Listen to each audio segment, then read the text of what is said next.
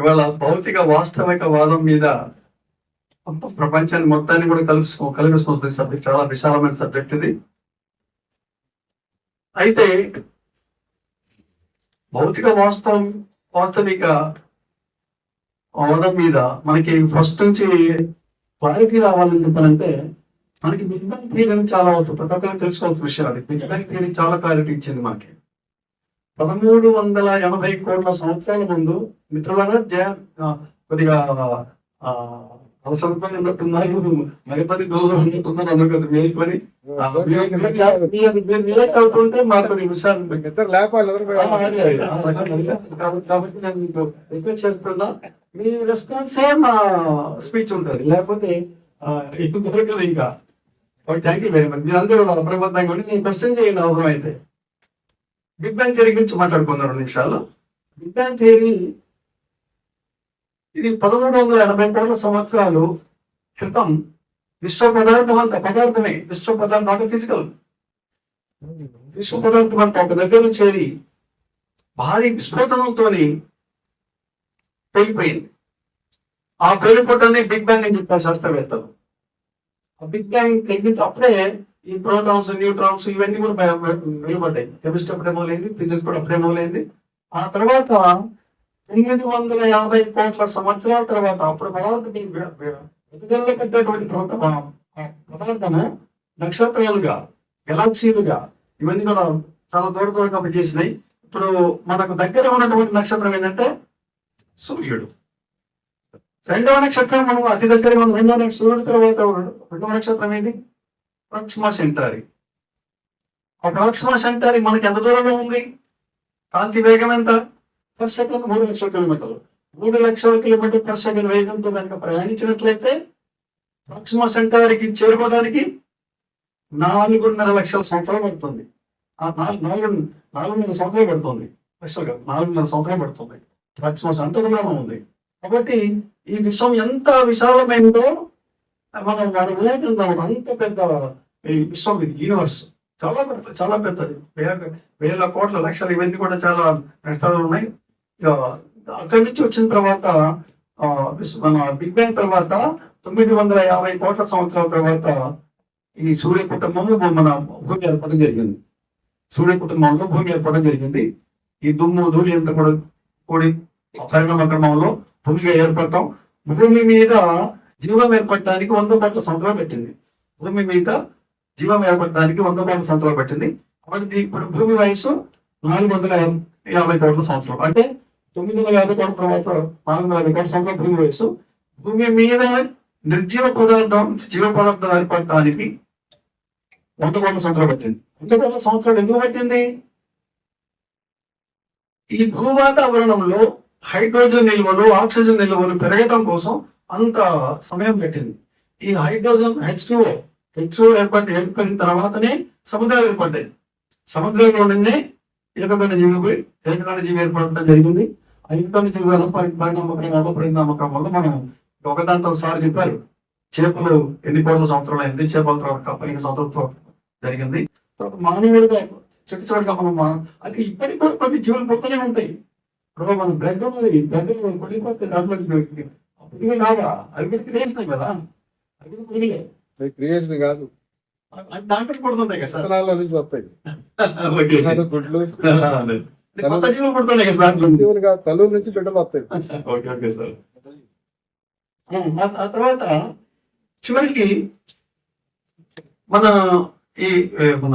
Sapiens అనే దీంట్లో usual నవలహరి రాసిన పుస్తకంలో అయితే దక్షిణాఫ్రికాలో, ఈస్ట్ ఆఫ్రికా ఆఫ్రికా యొక్క దక్షిణ భాగంలో ఈస్ట్ ఆఫ్రికాలో మానవ పరిణామ క్రమం సంభవించిందని చెప్పి చెప్తాడు. దాంట్లో ఆది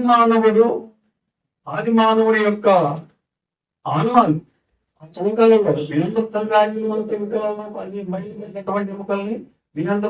నియంత్రిస్తున్నాడు. ఎనిసోవా కేవలం తవ్వకాలు పెట్టినటువంటి మానవ అవశేషాలని హోమో డెనిసోవా అన్నాడు, హోమో ఫ్లోరియాన్సిస్ అన్నాడు, హోమో ఎరెక్టస్ అన్నాడు. ఇవన్నీ కూడా రకరకాల అంటే ఆ పరిణామ క్రమం వేరు అవి 25 లక్షల సంవత్సరాల ద్వారా వచ్చింది. అయితే వాటి మెదడు ఇప్పుడు చూసినట్టయితే ఆ మెదడు సైడ్ తెలిసిపోతుంది. అనేది ఉన్నదో దాని యొక్క మెదడు యొక్క పరిమాణం ఎంత ఉందో తెలుస్తున్నాడు. మెదడు పరిమాణం ఎంత ఉందని చెప్పి లెక్కేశారు. 650 క్యూబిక్ సెంటీమీటర్లు అని చెప్పేసి లెక్కేశారు. ఆ తర్వాత పెరుగుకుంటూ వచ్చేసిన తర్వాత ఈ మన హోమో ఎరెక్టస్ అంటే మొట్టమొదటి మానవుడు 2 కాళ్ళ మీద మొట్టమొదటి మానవుడు హోమో ఎరెక్టస్. అతని బ్రెయిన్ సైజ్ ఎంత చెప్పాడు? 1200 క్యూబిక్ సెంటీమీటర్. అయితే ఈ మానవుడు ఎవరి నుంచి ఎవరు అయ్యాడు? ఆస్ట్రలోపిథెకస్ అని చెప్పి ఆస్ట్రలోపిథెకస్ అనేటువంటి వర్గం నుంచి దాంట్లో 5 ఉంటాయి. మన చింపాంజీస్, గొరిల్లాస్, ఒరాంగిటాన్స్, గిబ్బన్స్, ఈ 4 జాతుల్లో నుంచి చింపాంజీ యొక్క మనం 60 లక్షల సంవత్సరాల క్రితం చింపాంజీ ద్వారా పరిణామ క్రమం చెంది మానవ రూపం రావడానికి 35 లక్షల సంవత్సరాలు పట్టింది మానవ రూపం రావడానికి. ఆ తర్వాత ఇప్పుడు ఈ రకంగా చూస్తే అంటే ఇప్పుడు వాది మానవుడు పుట్టి 25 లక్షల సంవత్సరాలు అయింది. ఎంత కెపాసిటీ బ్రెయిన్ సైజ్ తోని 650 సెంటీమీటర్ల సైజ్ తోని మానవుడు వచ్చాడు. ఆ తర్వాత పరిణామ క్రమంలో మనలో వచ్చేసి 2 లక్షల సంవత్సరాలు సార్ ఇప్పుడు మనం వచ్చేసిన తర్వాత 2 లక్షల సంవత్సరాలు మనం ఇన్వాల్వ్ అయ్యి. ఇంకా మన బ్రెయిన్ సైజ్ ఎంత? 1400 క్యూబిక్ సెంటీమీటర్లు. అంటే 650 సెంటీమీటర్ల నుంచి 1200 సెంటీమీటర్ల వరకు హోమో ఎరెక్టస్ మొట్టమొదటిసారి 2 కాళ్ళపై నిలబడ్డ మానవుడు హోమో ఎరెక్టస్. ఇప్పుడు దక్షిణాఫ్రికాలోనే ఆవిర్భవించి ఇవాల్వ్ అయిపోయి ఆ తర్వాత మొత్తం యూరేషియాలో మొత్తం జీవన పోరాటం కదా, బతకడం కోసం పోరాటం చేయాలంటే అవకాశం ఆ జీవన పోరాటంలో బతకడం కోసం స్పెండ్ అయ్యారు మానవుడు. ఆ స్పెండ్ ఈ రకంగా ఏషియాకి యూరోప్కి అట్లా స్ప్రెడ్ అయిన తర్వాత ఇక అమెరికా తర్వాత వెళ్ళడం అనుకోండి, అది వేరే విషయం. ఈ రకంగా వచ్చిన తర్వాత మళ్ళీ ఇప్పుడు మొత్తం అంటే ఇప్పుడు ఈ పరిస్థితిలో ప్రపంచంలో ఎక్కడ కూడా మొత్తం అరణ్యాలతో నిండిపోయి ఉంది, పురాణ మృగాలతో నిండిపోయి ఉన్నది. మరి ఆ తర్వాత మానవుడు అంతమంది కష్టమే కదా. అప్పుడు మానవుడు ఎక్కడ జీవించాడు? ఆ మానవుడు ఎదుర్కొన్నది 3 ప్రమాదాలు. అంటే 3 శక్తుల మీద వ్యతిరేకం వేరే తను కాపాడుకోవచ్చు. ఒకటేమో ఆకలి తీర్చుకోవాలి. ఆకలి తీర్చుకోకపోతే ఒకే మనిషి. 2 క్రూర మృగాలు తను కాపాడుకోవాలి. 3 ప్రకృతి వైపరించాడు. వీటన్నింటినీ రక్షణ పొందుకుంటూ ఎక్కడ జీవించాడు? కోళ్ళలో జీవించాడు. ఫర్ ఎగ్జాంపుల్ కోళ్ళలో జీవించుకుంటూ మొదటి శత్రువు ఆకలి తీర్చుకోవడం కోసం బయటకు వెళ్ళినప్పుడు మొదటి శత్రువు క్రూర జంతువు, వైల్డ్ యానిమల్స్. ఆ వైల్డ్ యానిమల్స్ తో ఎలా ఉంటుందంటే ఫర్ ఎగ్జాంపుల్ ఒక వైల్డ్ యానిమల్ వచ్చేసి ఒక జింకలు కొట్టేసి పని వెళ్ళిపోతాయి. ఆ తర్వాత హైనాస్ అని ఫాక్స్ అని అవన్నీ కొట్టి అవి కూడా వెళ్ళిపోతాయి. చివరికి ఈ ఈగల్స్ లాంటివి, ఆ కాపులు లాంటివి, అలాంటివి వాటిని కూడా ఎముకల్లో మిగిలి ఉన్నటువంటి మాంసపు మొక్కల్ని తినడం కోసం వెంబడి చేసి కేవలం ఒక ఎముకల గూటిని మాత్రమే వదిలిపెట్టి తింటాను. ఆ సమయంలో మనిషి బయటకు వచ్చేసి ఎవరు లేదని వెనక్కి ముందుకు లెఫ్ట్ రైట్ చూసేసి అప్పుడు మనకి ఎవరు లేదని చెప్పేసి ఆ ఎముకల్లో ఉన్నటువంటి మూలికలో ఉన్నటువంటి మధ్య అంటారు తిని తను ప్రాణం దక్కించుకున్నాడు. అలాంటి పరిస్థితులు ప్రకారం జరిగింది అది మానవుడు. ఇదంతా భౌతిక వాస్తవవాదం ద్వారా బయటపడుతున్నటువంటి నిజాలు, వాస్తవాలు, సత్యాలు. అయితే ఈ రకంగా జరుపుకుంటూ వచ్చేసిన తర్వాత ఇప్పటికీ 70,000 సంవత్సరాల క్రితం భాష, సంస్కృతి, మాట్లాడే విధానం ఏర్పడింది. ఆ తర్వాత ఇవాళ నుంచి వెనకపోతే అంటే బిఫోర్ కామన్ ఎరా 10,000 సంవత్సరాల క్రితము ఈ అగ్రికల్చర్ రివల్యూషన్ వచ్చింది. అగ్రికల్చర్ రివల్యూషన్ వచ్చినటువంటి సందర్భం ఏంటంటే వీళ్ళు హంటర్ అండ్ గ్యాదరర్స్ కదా. హంటింగ్ లో ఈ జీవాలు ఏవైతే హంటింగ్ లో దొరుకుతామో వాటి తెచ్చుకుంటాం. తర్వాత గ్యాదరర్ మన పనులు బలాలు ఇవన్నీ కూడా వాటిని గ్యాదరింగ్ చేసుకుంటాం చేసుకుంటాం. దీంట్లో వాళ్ళు ఆహార సేకరణలో బయలుదేరినప్పుడు ఏం గమనించారు? వాళ్ళు తిని పడేసినటువంటి మొక్కలు మొలకెత్తడం గమనించి మన బ్రెయిన్ సైజ్ ఎంత అండి? 1400 క్యూబిక్ సెంటీమీటర్లు ప్రభావం చూపిస్తుంది. ఇంకా ప్రభావం మొదలైంది, కాగ్నిటివ్ రివల్యూషన్ మొదలైంది. ఆ తర్వాత 58,000 సంవత్సరాల తర్వాత రెండవ ప్రభావం ఇది. రెండవ ప్రభావం ఏంటంటే వాళ్ళు గుర్తించగలిగారు, ఐడెంటిఫై చేయగలిగారు. మొక్కలు మనం తినపడేసిన గింజల ద్వారా మొక్క పుట్టింది ఇది అనే విషయాన్ని గమనించారు. గమనించేసి వీటిని రెండవ ఆలోచన వచ్చింది. ఇంకా అరే వీటిని మనం ఆహార సేకరణ కోసం ఎంతో కిలోమీటర్లు మనం తిరుగుతా ఉన్నాం. మనం ఇక్కడే వీటిని ఎక్కువ సంఖ్యలో కనుక మనం పెంచినట్లయితే మన ఆహార సేకరణ ఇబ్బంది తొలగుతుంది.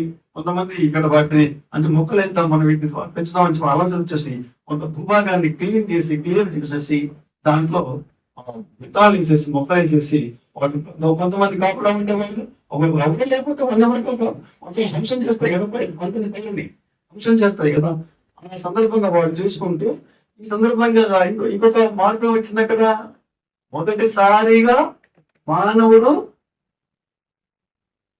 మన గుహల నుంచి బయట జీవించడం మొదలు పెట్టాడు. చెట్ల పైన మంచలు కట్టుకొని, రక్షణ కోసం మంచలు కట్టుకొని జీవించడం మొదలు పెట్టాడు. అప్పుడు స్వయంగా ఏం గమనించాడు?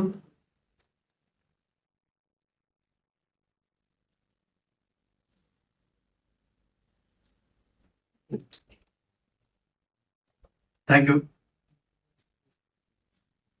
ఏం గమనించాడంటే వర్షం పడటం, ఉరిమట్టం, మెరగటం, పిడుగులు పట్టం గమనించాడు. మొట్టమొదటిసారి ఊళ్ళలో దాచుకుంటే ఈ వర్షాలు, ఉరుములు, పిడుగులు ఏమి మనకు ఉంటాయి. కాబట్టి పరిచయం మనం లెక్కలో చేయలేదు, వాటిని గమనించలేదు. ప్రత్యక్షంగా ఎప్పుడైతే ఓపెన్ ఎయిర్లోకి వచ్చాడో, ఓపెన్ భూభాగంలోకి వచ్చాడో అప్పుడే చూసిన తర్వాత అప్పుడు మొదటిసారిగా భయపడ్డాడు మనిషి. అరే ఏంటి ఆ శబ్దం, ఏంటి అంత పెద్ద శబ్దం, పిడుగులు పట్టడం ఏంటి, ఉలిక్కి పడిపోయి అమ్మో సంబంధి దేని స్కై, మనకంటే చాలా శక్తివంతుడు పైన ఉన్నాడు. ఆ విధంగా మనిషి ఆదిమానవుని యొక్క అపోహల్లో నుంచి, అజ్ఞానంలో నుంచి పుట్టిన పదమే దేవుడు. దేవుడా నువ్వు ఆ శక్తి మనకంటే చాలా శక్తి, మన ఎన్నో రెట్ల శక్తి మనకు భావించేసి దండం పెట్టడం మొదలు పెట్టుకొని చేస్తే కొంచెం తగ్గదు కదా. నిన్న ముసుగుగా ఉండే తగ్గింది వాళ్ళ, అదే రకంగా అది ఎప్పుడు కంటిన్యూగా రాదు కదా. ఆ రకంగా చేసుకుంటూ వచ్చేసిన తర్వాత అది ఎప్పటిదో కొనసాగింది. ఇప్పుడు first revolution 70,000 years, second revolution after 58,000 years జరిగింది. ఆ 10 ఇప్పటికి 12,000 years. ఆ తర్వాత పోలింగ్ శాస్త్రవేత్త నికోలస్ కోపర్నికస్ సూర్యకేంద్ర సిద్ధాంతాన్ని కనిపెట్టినప్పుడు వరకు కూడా అందుకంటే శాస్త్ర పరిశోధనలు ముందుగా వేయలే. మొట్టమొదటి వ్యక్తి అప్పుడే ఆయన చెప్పాడు, సూర్యుని చుట్టూ భూమి తిరగటం కాదు, భూమి చుట్టూ సూర్యుని తిరగటం కాదు, సూర్యుని చుట్టూ భూమి తిరుగుతా ఉంది, భూమి గుంతగా ఉందని చెప్పేసి చెప్పడం. ఆ తర్వాత అవి మన మతాలకు వ్యతిరేకంగా మాట్లాడతామని చెప్పేసి జోర్డాను బ్రూనోని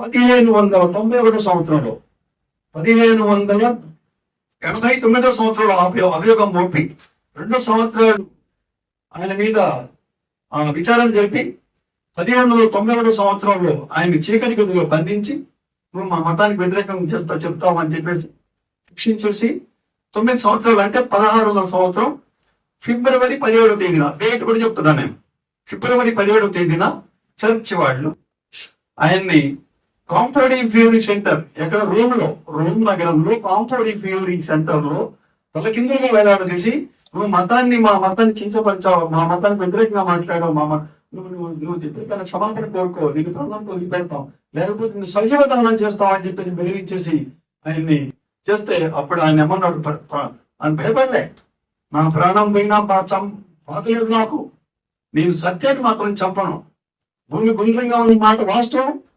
సూర్యకేంద్ర సిద్ధాంతం నికోలస్ కోపర్నికస్ చెప్పినటువంటి సిద్ధాంతం కరెక్ట్, అది మీ ఇష్టం అని చెప్పి అంటుంటే అప్పుడు వాళ్ళు ఆయన సజీవదానం చేశారు. ఆ సజీవదానం చేసిన చోటున ఇప్పుడు 200 సంవత్సరాల తర్వాత ఆయన కాన్స్టెంట్ గాని కట్టించారు. తర్వాత 200 సంవత్సరాలకు వాళ్ళు సమాపణ కోరికలు మొత్తం ఈ రకంగా వచ్చేసిన తర్వాత ఇప్పుడు ఇండస్ట్రియల్ రెవల్యూషన్ వచ్చేసింది.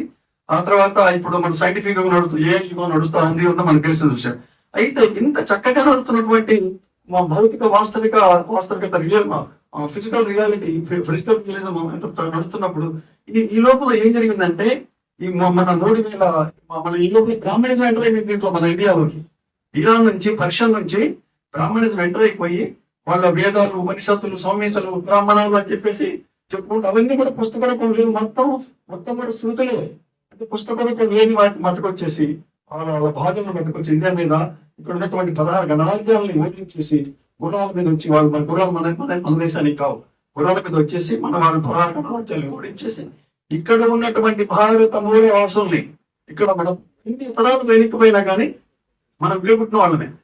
కేవలం బ్రాహ్మణులు మాత్రం ఇక్కడ కాదు, బ్రాహ్మణుల డిఎన్ఏ కూడా వేరే అని చెప్పేసి మన రిపోర్ట్స్ కూడా వచ్చినాయి. వాళ్ళ డిఎన్ఏ కూడా వేరే అని చెప్పేసి. అంటే పురాతన పేరు పర్షియా, ఇప్పుడు ప్రజెంట్ పేరు ఇరాన్. వాళ్ళ తల్లిదండ్రులు వచ్చిన వాళ్ళు ఇవాళ వాళ్ళు ఇక్కడ పెద్ద విలన్ అయిండ్రు. విలన్స్ ఈ సమాజాన్ని నాశనం చేసింది వాళ్ళే. బ్రాహ్మణిజం నాశనం చేసింది.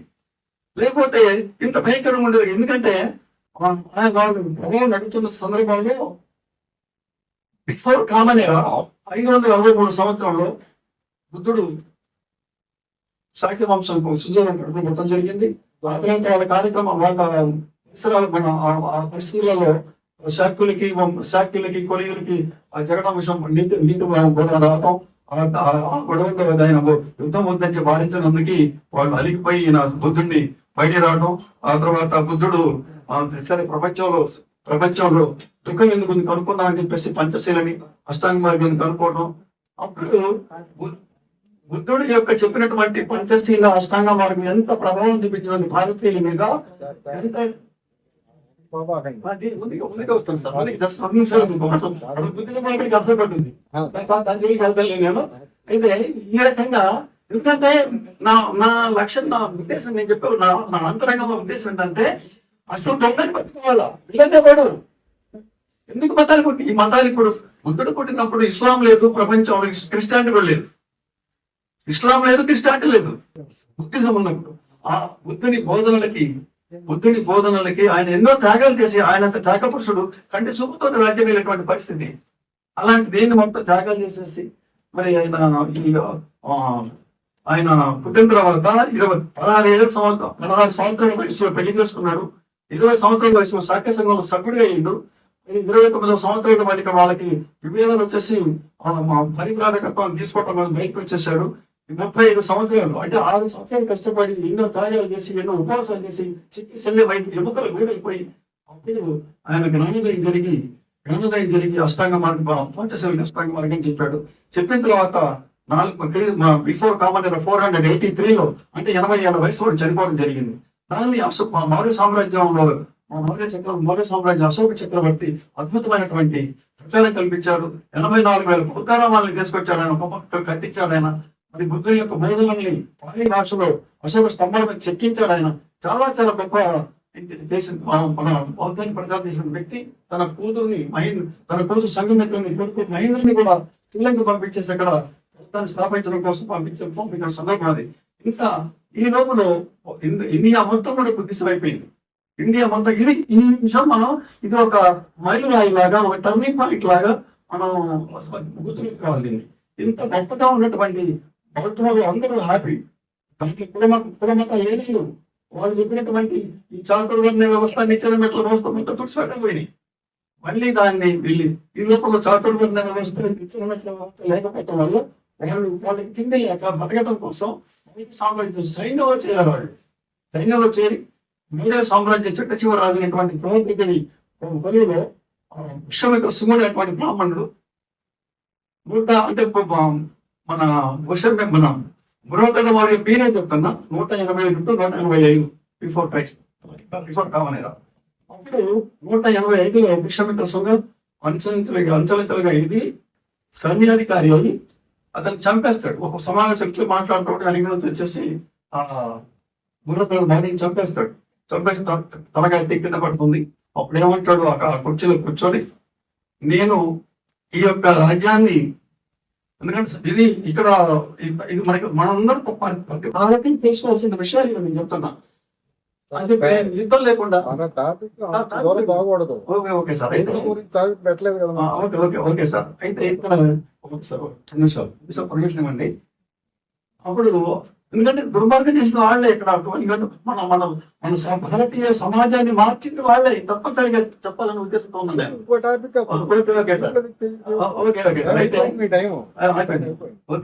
అయితే ఇక్కడ ఒక రాజకీయ అయుద్ధ జరిగిన సంఘటన ఇది. ఆ తర్వాత మనుధర్మ శాస్త్రం రాసి మన భారతీయ మూల భాషలందరికీ చదువు నిషేధించి ఇక్కడ కుంభం మునిగింది. మనుధర్మ శాస్త్రం మన కుంభం వచ్చింది, మనుధర్మ శాస్త్రమే కుంభం మునిగి మనందరికి చదువుకి నాలుకలు పోసారు. చదువు శేషం పోసాను. మరి మీ పాదములు పడి భూమి మీద భూమి అపవిత్రం అయిపోతుందని చెప్పేసి మన పూర్వీకులకి నడుము చివరికి నడిపించారు. ఈ రకంగా ధ్వంసం చేసేసి ఇవాళ బ్రాహ్మణిజాన్ని 100 తరాల నుంచి బ్రాహ్మణిజాన్ని ప్రతి భారతీయుడి మైండ్ లో చొప్పించారు, అనుగుణంలో చొప్పించారు.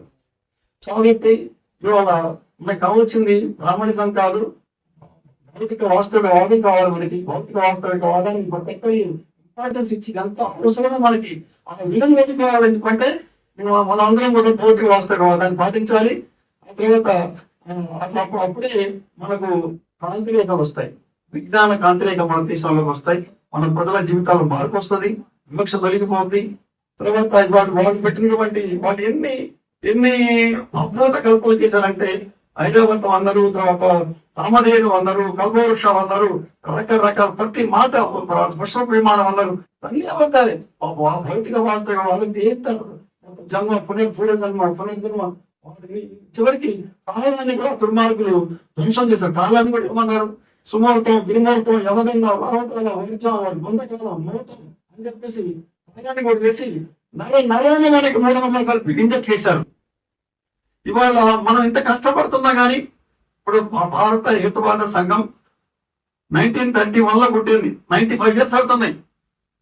మనకి ఇంత ముందుకు ఎంత ముందుకు దాదాపు 70%, 90% of the people should change should come in to realistic వీళ్ళకి రావాలి. ఇది రావాలంటే వాళ్ళు నరాలను జీర్ణించుకుపోయినటువంటి బ్రాహ్మణిజం కారణంగానే ఇది మన ప్రధాన శత్రువు, మన ప్రజల యొక్క ప్రధాన శత్రువు బ్రాహ్మణిజమే. అది వాళ్ళు తెలుసుకోవట్లే, మనల్ని నాశనం చేస్తున్న సంగతి తెలుసుకోవట్లే వాళ్ళు. They have to realize the real enemy. నా చెప్పే ఉద్దేశం అదే. మన భారత ప్రజలను తెలియవలసింది brahminism is our real enemy అని తెలుసుకున్నప్పుడే మనలో మార్పు వస్తుంది. మన హేతువాద మానవేత మార్గాలకి ఇంకా చక్కగా ముందుకు తెలియజేస్తూ ఈ అవకాశం ఇచ్చినటువంటి భారత ప్రధాన కార్యదర్శి గారికి ధన్యవాదాలు తెలియజేసుకుంటూ నేను ముగిస్తున్నాను. Thank you very much. ధన్యవాదాలు.